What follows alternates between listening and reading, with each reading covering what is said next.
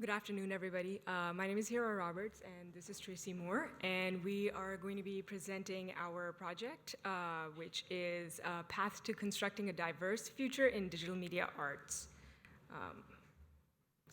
Tracey, okay, yeah. Again, I'm Tracey Moore, and this project stems from an ongoing collaborative research between Texas A&M University and Prairie View A&M University, which has United States federal designation as an HBCU, which is a historically black college or university.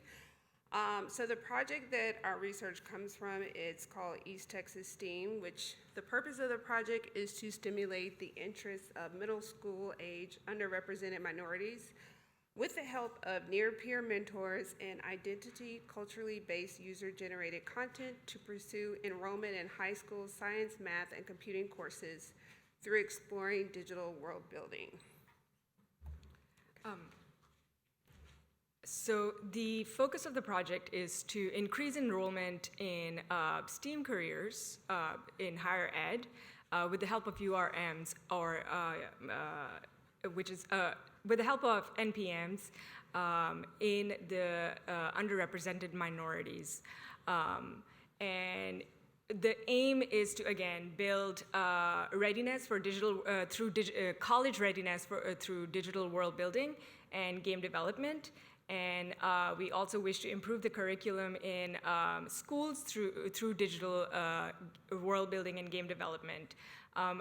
These are all the objectives that the project itself has, but our focus at Prairie View A&M University is to try and figure out the cultural and social issues that cause that sort of friction between underrepresented minorities to pursue a career that is more artistically inclined and in digital art and in visual computing. So again, the objective is to gain a better understanding of those challenges, which may be, sometimes cultural, religious, economic, and social. Once we get a better understanding of what prevents students from pursuing a career that they wish to in higher ed, we wish to design strategies that would help them overcome these challenges. So we have several partners. We have Texas A&M University's Department of Visualization, of course, Prairie View A&M University, and our Digital Media Arts program. Longview ISD, with selected campuses, we have, I think, 2 elementary schools and maybe 2 middle schools. Gearbox Software, and our project is funded by the Simons Foundation Science Sandbox. So this is just a map to see where Prairie View is in relationship to Longview, which is about a 4-hour drive. So before we started this project, where we recruited some near-peer mentors, which were college students from our university, and they helped us. We introduced them to, like the digital world building aspect, and they had to come up with different, projects and stuff for the students. And before we were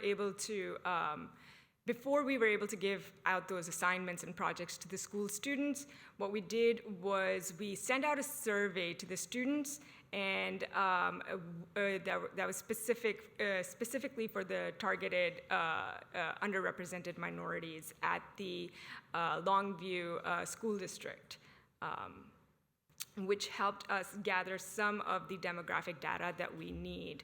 So again, the Longview Independent School District is we had a very, very small group, and our aim is to actually expand our study to other school districts around us, so we can expand our research and get better data. From the data that we gathered so far, from Longview, we had a majority of Black and Latino students, and majority of them were male students and female, whereas only 2% of them categorized themselves as other. And From our preliminary data, we did find that art and design were the least popular as a subject amongst middle school students to pursue at a college level.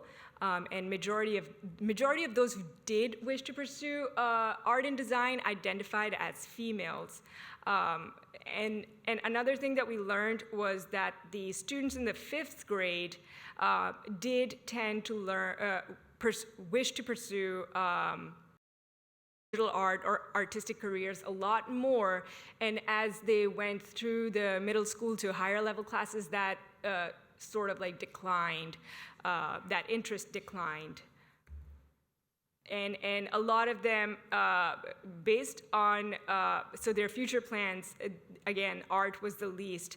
And a lot of the students that didn't wish to go and get a higher ed degree reported that they reported a lack of self-efficacy in the subject, and quite a few responses also said that they didn't have an interest in pursuing the STEAM careers. Again, some of the students that had college-going plans, 88% of them were planning on going to college, and 73% of them wanted to go to a 4-year college program, not a community college, so they wish to pursue a bachelor's degree. And 53% of them chose math as one of the subjects that they plan on studying. Art and design was chosen the least frequently. And again, from our survey, is the students who knew somebody in one of the fields tended to be more open to pursuing that degree. And artists, again, the students stated that they only knew 28% of adults in STEAM, in art, sorry. Okay, near peer mentors. So once we were able to get the results back from the pre-survey, that was when our near-peer mentors had the opportunity to kind of virtually go into the classroom. So they were each assigned a campus. And so they start meeting with them in January of 2022.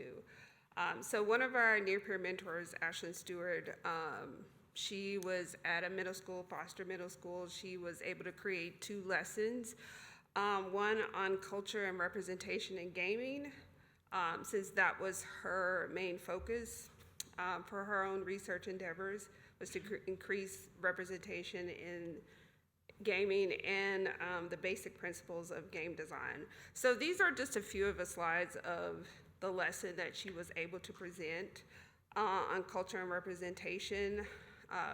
So she was speaking to middle schoolers, so these are like your 12, 13, 14-year-olds. She defined what is culture, and then she talked about representation and what it looks like in the gaming environment. So she highlighted the Game Devs of Color Expo and the Persons of Color in Play, which is another independent organization. And she also featured a few games that showed more Black and brown characters in their gaming environment. And we were able to get a little bit of feedback.